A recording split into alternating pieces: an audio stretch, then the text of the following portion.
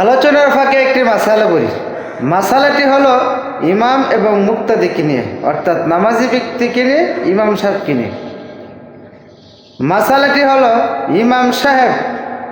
ইমাম সাহেব যদি ঘটনাক্রমে 3 রাকাত নামাজের মধ্যে 2 রাকাত নামাজ পড়ে সালাম ফিরিয়ে নেয়, আর এর মাঝখানে যদি মুক্তাদি অর্থাৎ পিছন থেকে যারা নামাজি থাকবে তারা যদি লোকমা দেয়, কিন্তু লোকমা তিনি না মেনে 2 রাকাত পরে সালাম ফিরিয়ে নেয়, তাহলে আবার লোকমা যারা দিয়েছিল তারা পিছন থেকে নিজেরাই নামাজকে পূর্ণ করে নিলেন, অর্থাৎ ইমাম সাহেবকে অনুসরণ করলেন না।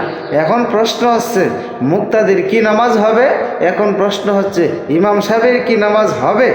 এই কথার জবাব, এই কথার সমাধান আছে ফতোয়া দারুল উলুম দেওবন্দের 4 নম্বর খণ্ডে 64 নম্বর পৃষ্ঠায় 1370 নম্বর মাসালার সমাধান। এই সমাধানটা আছে।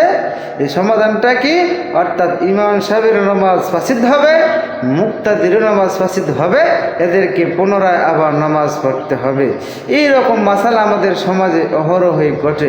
এই জন্য আমি চেষ্টা করি নামাজের মাসালা অথবা যে কোনো একটা মাসালা আলোচনার ফাঁক দিয়ে বলার চেষ্টা করি।